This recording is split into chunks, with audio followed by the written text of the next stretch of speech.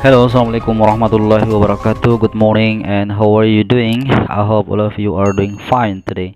Oke, jadi hari ini kita akan melanjutkan materi kelas 7, yaitu kita akan membahas materi kelas 7 chapter 4 bab 4, dan kita akan melanjutkan pada halaman 64. Nah, kita langsung saja melihat halaman 64.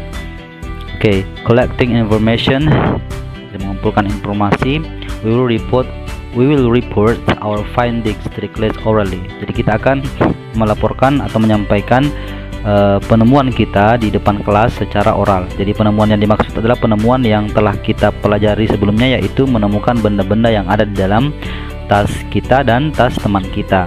Kalau sebelumnya kita melaporkan secara tulisan, yaitu membuat tabel kemudian menulis benda kita, jumlahnya, dan benda teman kita serta jumlahnya, maka pada kali ini kita akan melaporkannya secara lisan atau secara oral. Here are what we will do. Ini yang akan kita lakukan. First, we will plan what to say about each of our findings in our notebooks. Yang pertama, kita akan merencanakan apa yang akan kita katakan tentang setiap penemuan kita di dalam sebuah buku catatan seperti contoh. Then we will report all our findings orally to the class. Lalu kemudian kita akan menyampaikan, melaporkan semua penemuan kita secara oral di depan kelas. We will use a dictionary. Kita akan menggunakan sebuah kamus. We will spell the words and use the punctuation marks correctly. Kita akan mengeja katanya dan menggunakan tanda baca yang benar. We will also say each sentence loudly, clearly, and correctly. Kita juga akan menyatakan setiap kata atau kalimat secara lantang, jelas, dan benar. If we have any problems, we will go to our teacher for help. Jika kita punya permasalahan, kita akan meminta bantuan dari ibu dan bapak guru kita. Nah, ini dia contoh di bawah. Jadi ketika misalkan tabelnya sudah terisi seperti yang telah dijelaskan pada materi sebelumnya, yaitu halaman 62 dan 63, maka pada halaman 64 ini kita disuruh untuk menuliskan dulu catatan itu, laporan kita ke dalam sebuah catatan, lalu kemudian kita menyampaikannya secara oral.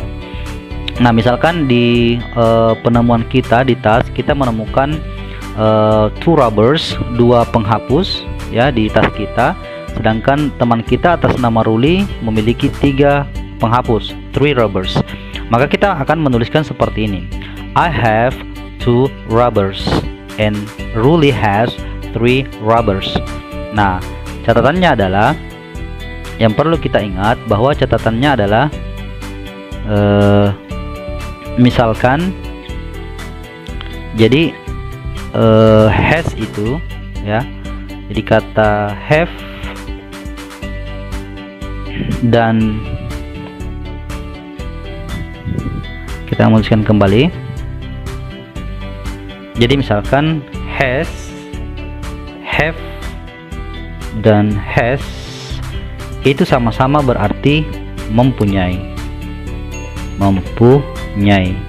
Nah, tetapi perbedaannya untuk have ya, itu digunakan oleh subjek tertentu. Misalkan subjek I atau saya, kemudian you kamu, they mereka, we kami atau kita, serta misalkan lebih dari 2 orang, misalkan Budi and Ani ya. Jadi ketika subjek ini, maka dia harus menggunakan mempunyai yang have ya.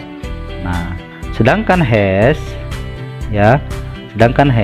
itu ketika subjeknya adalah si atau orang ketiga tunggal, he, it, dan nama satu orang atau seseorang, Budi. Nah, itu perbedaannya. Persamaannya adalah sama-sama mempunyai arti mempunyai, tetapi pada saat penggunaannya dia tergantung pada subjek apa. Oke, gitu. Nah, kita perhatikan contoh di bawah tadi. Jadi misalkan saya ulangi, ketika di tas kita menemukan 2 penghapus, maka kita mengatakan I have ya, karena I itu tadi seperti yang Pak Guru jelaskan cocok dengan have atau pasangannya adalah have. Sedangkan Ruli nama satu orang itu memiliki has 3 rubbers. Jadi kita melanjutkan nomor 2, 3, 4 dan seterusnya ini sesuai dengan penemuan kalian ya yang dikerjakan, yaitu pada halaman 63. Oke, silakan dikerja. Oke, think that's all for our lesson today. Thank you very much for your nice attention. Saya Mr. Allen pamit undur diri. Assalamualaikum warahmatullahi wabarakatuh.